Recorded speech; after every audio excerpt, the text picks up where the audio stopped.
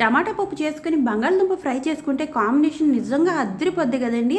ఈ non veg ఇది అని అనుకొని వాటి వెంట పరిగెడతాం, కానీ నిజంగా వండుకునే విధంగా వండుకుంటే మాత్రం ఈ వెజిటేరియన్ మించిన టేస్ట్ దేనికి రాదండి బాబు. అదేదో సామెత చెప్పినట్టు దెయ్యాలు వేదాలు వల్లించినట్టుగా అనిపిస్తుంది కదా మీకు. లేదులేండి, నేను కూడా వారం మొత్తం నాన్ వెజ్ ఏం వండను, వెజిటేరియన్ వండుతాను, వారంలో ఒక్కరోజు నాన్ వెజ్ వండుతాను అనమాట. కాకపోతే ఆ వీడియోస్ నేను ఎందుకు పోస్ట్ చేయను అని అంటే, వెజిటేరియన్ అన్నది ఇష్టపడతారా పడరా అన్నది ఒక డౌట్తోనే నేను వాటిని పోస్ట్ చేయను తప్పితే, నేను కూడా వెజిటేరియన్ తింటాను, అసలు ఏ ప్రాబ్లము లేదు దానికైతే మాత్రం.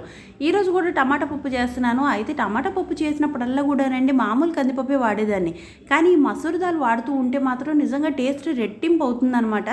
గ్యాస్ కూడా అంతగా ఫామ్ అవ్వట్లేదండి. అండ్ ఇంకొకటి ఏంటంటే, దీంట్లో చింతపండు వేసుకోకుండా మొత్తం పప్పు అంతా ఇలా తాలింపు పెట్టేసుకున్న తర్వాత లాస్ట్లో ఒక అరచెక్క నిమ్మరసం వేసుకున్నామంటే చాలు, ఎలాంటి గ్యాస్ ప్రాబ్లము రాకుండా కమ్మగా ఉంటుంది.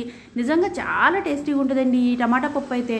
ఫైనల్గా కొంచెం కొత్తిమీర జల్లేసుకొని తీసుకొని దీంట్లోకి 4 అప్పడాలు 4 మజ్జిగలో మిరపకాయలు ఉన్నాయంటే మాత్రం నిజంగా లైఫే అసలు దీనికోసమే పుట్టామేమో అన్నంత ఆనందంగా తినచ్చు అనమాట. ఇంకా నాకైతే ఇందులో ఎండుమిరపకాయలు చాలా ఇష్టం, అందుకే ఎక్కువ వేసుకున్నాను. మీకు నచ్చితే లైక్ చేయండి.